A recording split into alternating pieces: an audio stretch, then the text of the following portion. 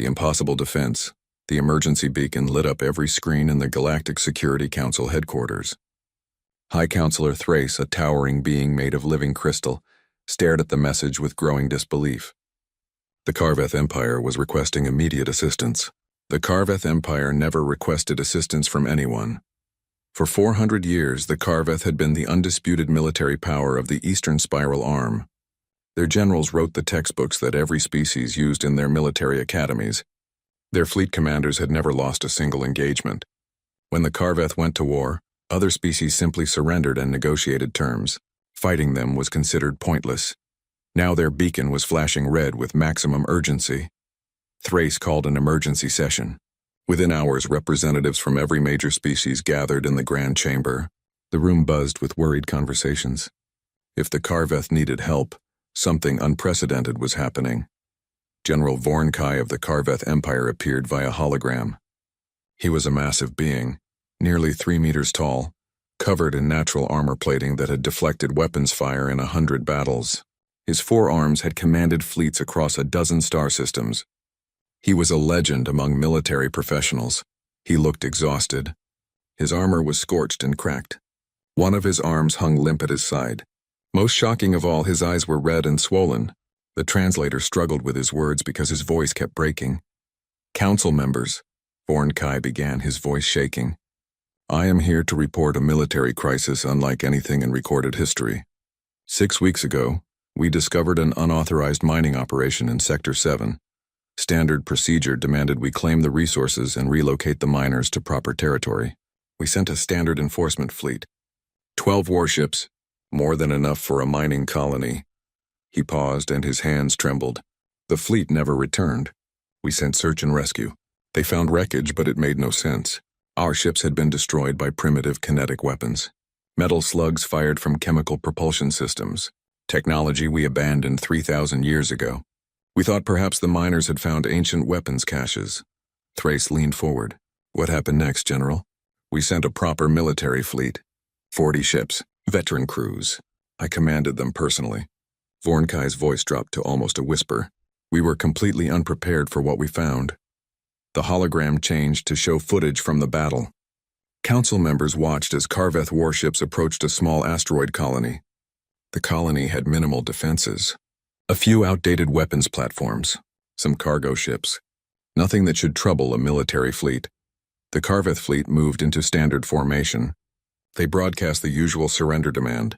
The colony responded with a single word in a language the translators had never encountered before. The word was defiance. What happened next made several council members gasp. The cargo ship suddenly accelerated toward the Carveth fleet at impossible speeds. They were not trying to escape. They were attacking. Each ship was loaded with refined metals from the mining operation. When they impacted the Carveth shields, the kinetic energy was devastating. But that was just the beginning. The asteroid colony itself began moving. The inhabitants had attached massive engines to several asteroids and turned them into weapons. Rocks the size of mountains drifted into the Carveth formation, forcing ships to break formation to avoid collision. Then the real attack began. Small craft launched from hidden bays inside the asteroids. They were crude vessels, barely spaceworthy, but they moved with precision that confused Carveth targeting systems. The craft released clouds of debris, not weapons, just garbage. Metal fragments, ice chunks, mining waste. At orbital velocities, this trash became devastating shrapnel that shredded Carveth hull plating. Vornkai's voice narrated over the footage. "We attempted to regroup, but they had planned for that. Every movement we made, they had anticipated. When we tried to retreat to long range, they pursued in those suicide craft. When we tried to close distance, they fled into the asteroid field where our large ships could not follow. When we sent fighters after them, they led our pilots into traps. The footage showed Carveth fighters chasing enemy craft through narrow asteroid tunnels. Suddenly, the enemy ships would brake impossibly hard using what appeared to be controlled explosions. The Carveth fighters, traveling too fast to stop, would crash into obstacles that the enemy had pre-positioned. Nets made of mining cable, sheets of reflective metal that blinded sensors, clouds of adhesive foam that gummed up engine intakes. They turned their entire mining operation into a weapon, Vornkai said. Every tool, every piece of equipment, every supply had a military application we never imagined. They used industrial lasers as point defense. They weaponized their water supply by venting it into space where it froze into ice shards. They even used their food stores. Food? Counselor Vesh asked in confusion. Vornkai nodded slowly. They packed refined sugar and flour into containers with oxygen supplies and ignited them near our ships. The explosion damaged our sensors. We later learned this is called a dust explosion. They turned baking ingredients into bombs. The council chamber was silent. Every being present was trying to comprehend warfare at this level of creativity. Who are these beings? Thrace demanded. What species fights this way? They call themselves humans, Vornkai replied. We have since learned they come from a planet designated in our charts as Terra. It is classified as a Class 13 death world. The classification is being revised to Class 14. Perhaps Class 15. Murmurs spread through the chamber. Class 13 meant the planet was extraordinarily hostile to life. Class 14 or 15 meant it should not support intelligent life at all. The humans have no natural weapons, Vornkai continued. No armor plating, no venom, no enhanced strength. They are fragile beings who can be killed easily, but they refuse to die easily. During one boarding action, I personally witnessed a human take 3 plasma shots to the torso and continue fighting for another 40 seconds. 40 seconds. With holes burned through vital organs, how? Someone asked. Adrenaline, Vornkai said. Their bodies flood with a chemical that overrides pain and survival instinct. They have evolved to fight through injuries that would incapacitate any of us. One of my soldiers reported fighting a human who had lost significant blood volume and was clearly dying. But the human used those final moments to arm an explosive device that killed 6 of my troops. The hologram shifted to show a new image, a young human female in a damaged pressure suit. She was smiling at the camera covered in blood and burns, making a gesture with her hand that the translators could not interpret. This is Commander Elena Vasquez, Vornkai said. She leads the human defense force at the mining colony. After we lost 40 ships, I requested negotiation. She agreed to meet. The scene changed to show the interior of a neutral station. Vornkai sat across a table from the human commander. She was tiny compared to him, barely reaching his lower chest in height. She wore a simple uniform with incomprehensible symbols on it. Her hair was pulled back and she had a scar across one cheek. General Vornkai, Vasquez said in the recording, her voice calm and professional. You have attacked our colony 3 times now. We have destroyed or damaged 70% of your assault force. We can continue this indefinitely. Our people specialize in making do with limited resources. This is what we do. Vornkai's recorded voice was strained. Commander, your tactics violate every convention of civilized warfare. You use deception. You booby-trap your own positions. You employ psychological warfare. This is not how modern species conduct military operations. Vasquez tilted her head slightly.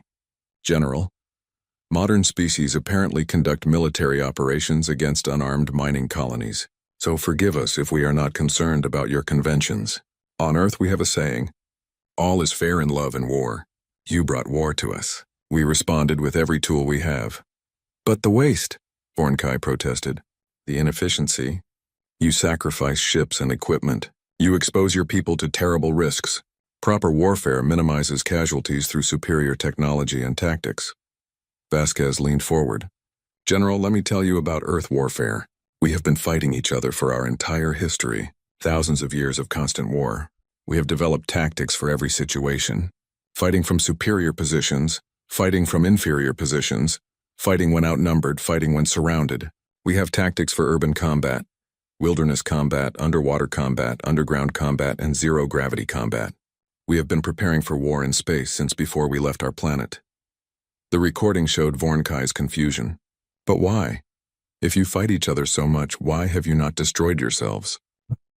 Because we also learned how to stop fighting and work together, Vasquez replied. We learned negotiation, diplomacy, and cooperation. But we never forgot how to fight. And we never will, because our planet tried to kill us for millions of years before we even started fighting each other. She pulled up a holographic display showing Earth. Images flashed past, massive storms that could level cities, earthquakes that split the ground open, volcanoes that darkened the sky, animals with claws and teeth designed for killing, diseases that wiped out millions, temperature extremes that ranged from boiling to freezing. This is our home, Vasquez said. Every day on Earth is a fight for survival. Every generation of humans has faced extinction-level threats. We are not stronger than you, General. We are not smarter, but we are more desperate. And desperate people find solutions that comfortable people never imagine. The recording ended. The council chamber remained silent for a long moment. Thrace finally spoke. General Vornkai, what is your current status? Vornkai seemed to age before their eyes. We have negotiated a ceasefire. The humans keep their colony. We have withdrawn all forces from Sector 7. Our military is demoralized. Our tactics are obsolete. Our soldiers are afraid. He paused and his voice broke again. I have commanded armies for 200 years. I have never lost. I have never retreated. I have never felt fear in combat. The humans taught me fear, counselors. They taught all of us fear.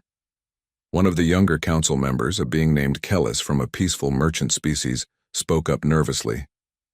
What do the humans want? Are they planning to invade? To conquer? Vornkai shook his head. That is the most disturbing part. They want nothing except to be left alone. They have no interest in conquest. They simply want to mine their asteroids and be left in peace. But if anyone threatens them, they will respond with overwhelming creativity and violence. Commander Vasquez told me something before I left. She said that humans have a saying, do not mistake our kindness for weakness. Do not mistake our patience for acceptance of wrongdoing. And never ever mistake our desire for peace as an inability to fight. What do you recommend, General? Thrace asked.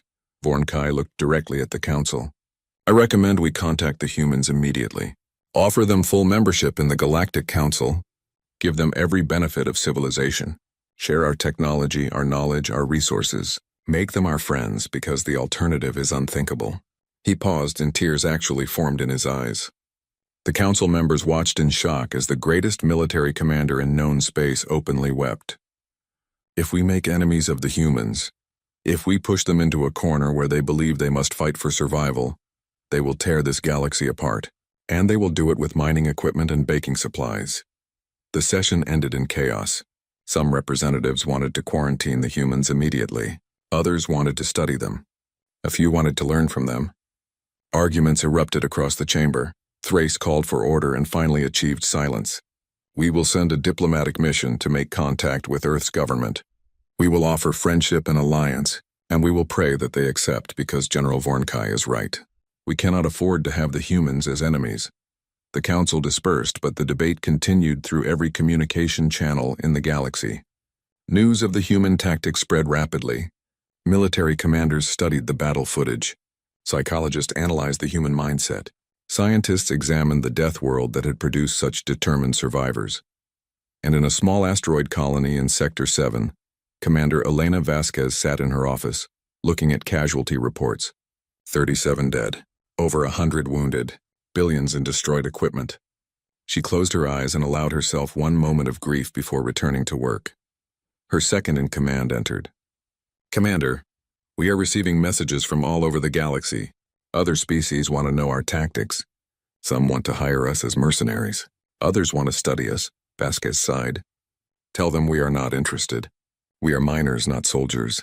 We fought because we had to. We won because we had no choice, and if someone attacks us again, then we will fight again, Vasquez replied simply, and we will win again. Not because we are better warriors, but because we are better survivors. That is what Earth taught us. Survive first. Victory comes later. The galaxy was about to learn that lesson the hard way. The galaxy learns to cry. The diplomatic mission arrived at Earth 3 weeks after the council session. 5 ships carrying representatives from the major galactic powers approached the blue and green planet with a mixture of curiosity and dread. They had studied every piece of information about humans, watched the battle footage dozens of times, and prepared extensive psychological profiles. Nothing prepared them for what they found. Earth's defensive perimeter detected them immediately. Within minutes, human ships surrounded the diplomatic fleet. Not warships, cargo vessels, civilian transports, even what appeared to be pleasure craft. Every single one had been modified with weapons. The diplomats realized with growing horror that the entire human species had militarized itself. Ambassador Thrace led the delegation. His crystalline form reflected the lights of the command center as he stood before a viewing screen. A human face appeared. It belonged to Secretary General Michael Torres. the elected leader of Earth's unified government. "Welcome to Earth," Torres said warmly. "We apologize for the escort, but we have learned to be cautious with unexpected visitors. Please proceed to Landing Zone 7. We have prepared accommodations for your delegation." The landing was uneventful, but the diplomats noticed details that disturbed them. The spaceport had civilian and military sections side by side. Children played in parks that were within sight of missile batteries. Schools were built with reinforced walls. Every human they saw moved with a casual awareness that suggested military training. The council chamber where they met was designed for diplomacy, but could clearly serve as a bunker. Thrace noticed the thick walls, the multiple exits, the emergency supplies stored in plain sight.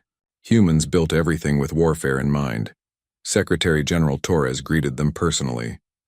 He was an older man with gray hair and tired eyes. He wore a simple suit with no weapons visible, but Thrace had learned enough about humans to know that meant nothing.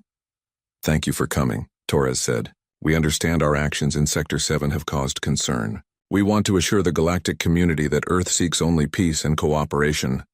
Thrace spoke carefully. "Secretary General, we have observed your tactics. Your people fight in ways we have not seen in thousands of years. We are concerned about the implications." Torres nodded slowly. "I understand. May I show you something?" He led them through the government complex to a museum. "The Museum of Human Conflict," the sign read. Inside were artifacts from thousands of years of warfare.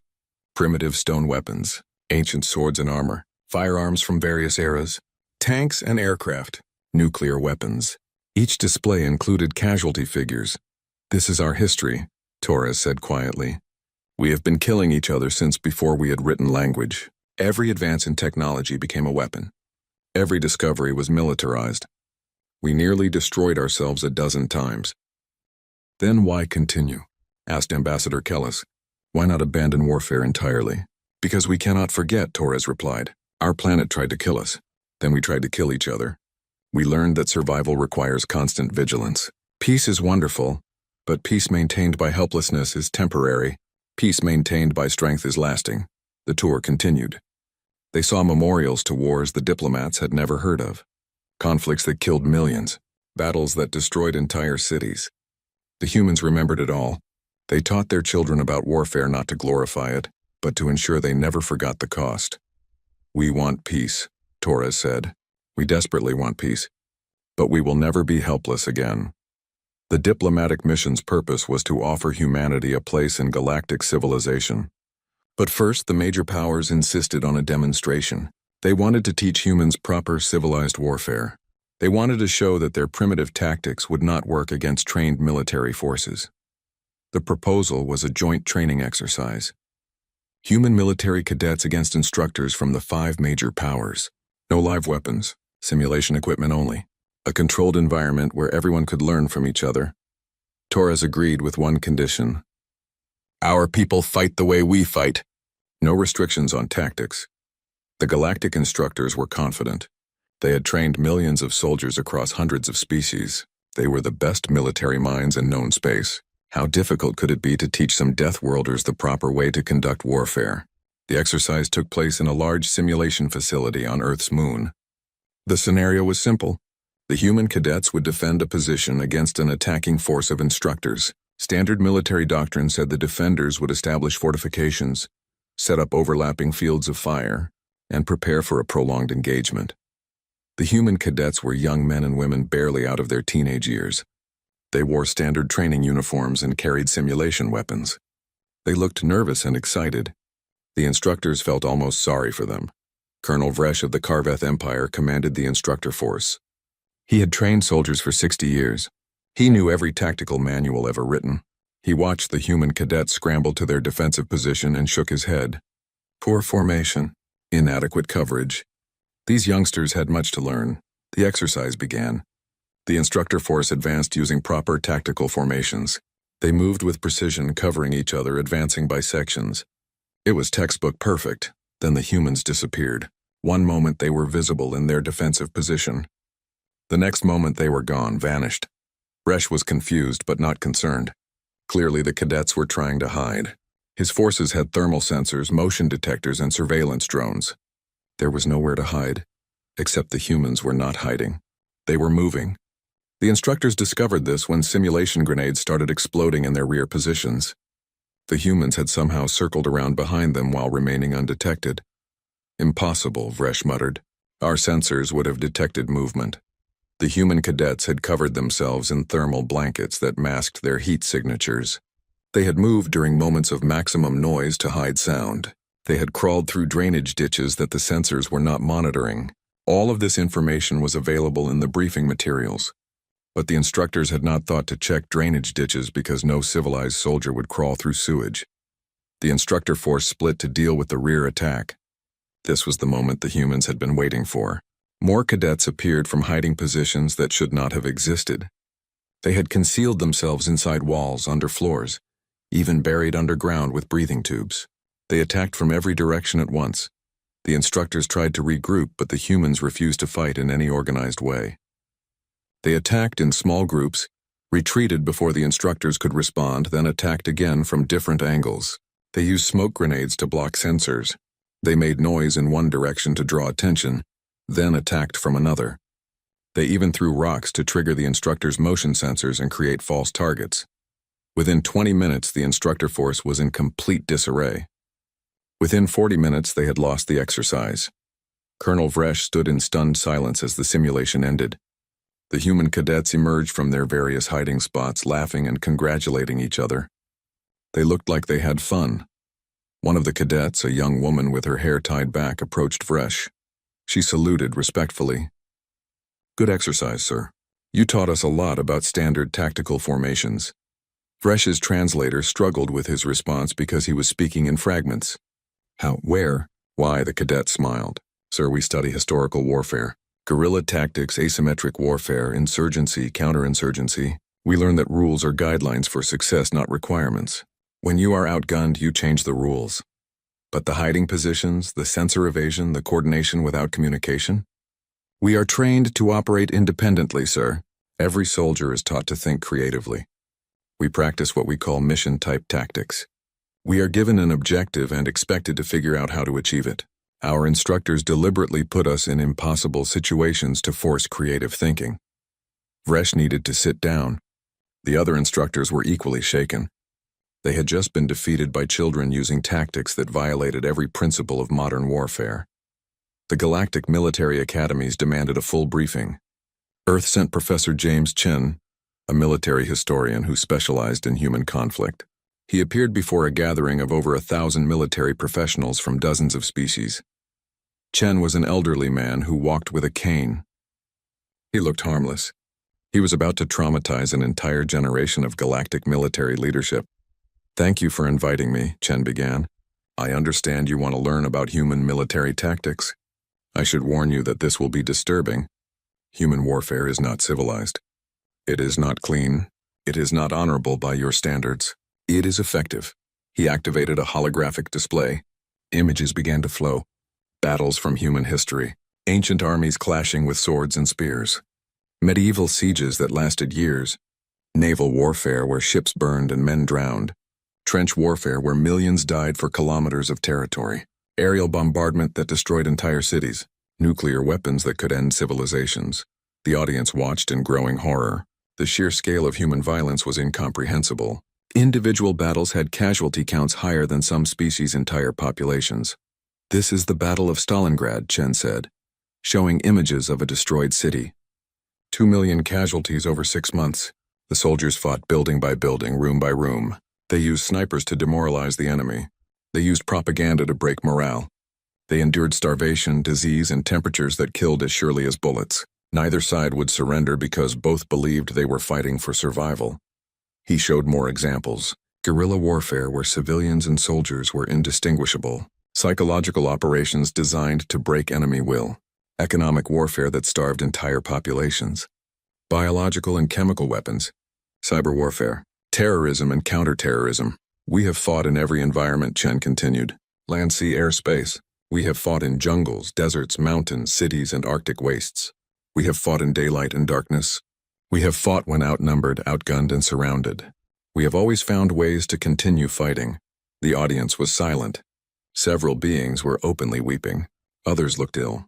A few had left the room entirely, but why? Someone finally asked. Why so much violence? Because we had no choice, Chen replied simply. Our planet was hostile. Resources were limited. Different human groups competed for survival. Those who fought effectively lived.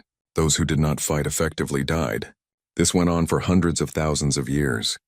Violence is written into our genetic code. He paused and looked at the assembled military professionals. You asked to learn our tactics, very well. Here is the foundation of human military thinking.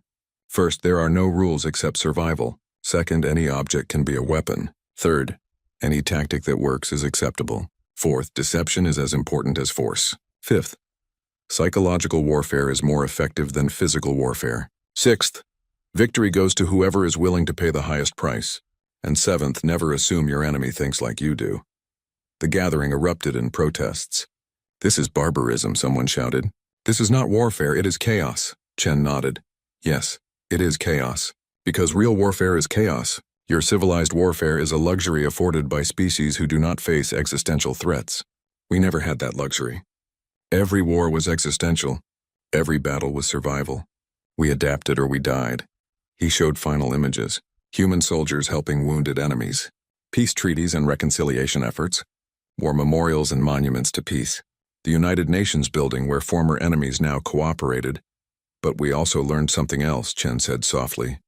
We learned that after the fighting stops, everyone loses. The victors and the defeated both pay terrible prices. We learned that cooperation is better than conflict. We learned that peace is worth fighting for.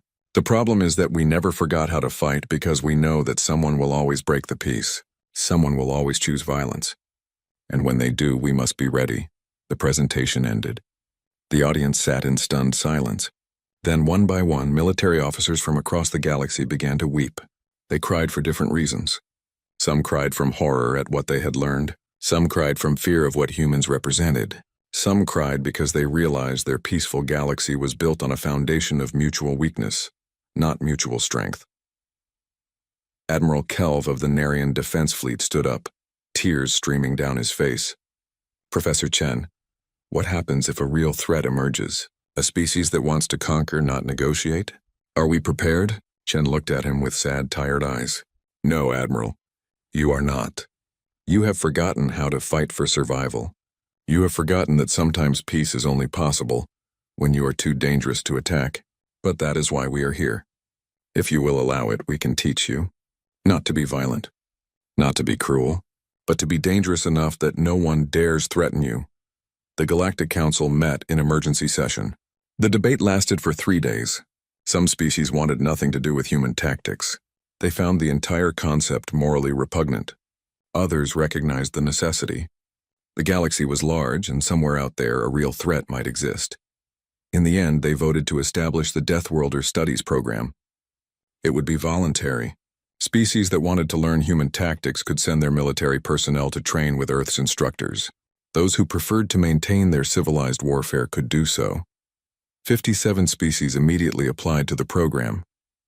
Within a year, that number grew to over 100.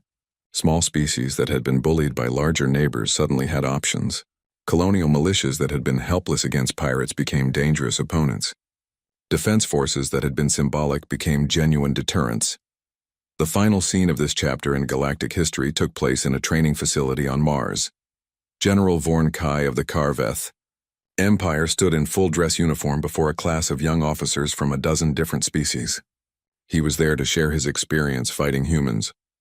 I have commanded armies for 2 centuries, Vorn Kai began, his voice steady but emotional. I have won hundreds of battles. I believed I understood warfare. Then I met the humans, and I learned that I understood nothing. He activated a display showing the Battle of Sector 7. The young officers watched with fascination as humans turned mining equipment into weapons of war. What you are about to learn will disturb you, Vorn Kai continued. It will challenge everything you believe about proper military conduct. You will question whether this knowledge is worth having. And then, if you are wise, you will realize that this knowledge is essential for survival. He paused and looked at each student. The humans taught me to cry. They taught me fear. They taught me humility. And they taught me that survival sometimes requires doing things that civilized beings find unacceptable. If you cannot accept this, leave now. No judgment, no shame. Some of us are not meant for this path. No one left. Every student stayed, eager to learn the impossible tactics that had defeated the greatest military force in the galaxy. In her office on Earth, Commander Elena Vasquez received a report about the training program's success. She smiled sadly. They were learning. The galaxy was adapting. Perhaps now there would be real peace built not on mutual helplessness but on mutual respect. Her aide entered. Commander, we have detected several new species making contact with the galactic community. Some are peaceful. One appears aggressive, Vasquez nodded. Keep monitoring and prepare defensive plans. Just in case, just in case. Those two words summed up human philosophy perfectly. Hope for peace. Prepare for war. Never be helpless again. The galaxy had learned to cry. Now it was learning to fight. And in the process it was becoming stronger than it had been in thousands of years. The humans had given the galaxy a terrible gift. The knowledge that peace required the ability to wage war, that safety required danger, that civilization required the capacity for controlled barbarism. It was a lesson the galaxy would never forget, taught by teachers who had learned it through millions of years of desperate survival on a planet that refused to let them die easily.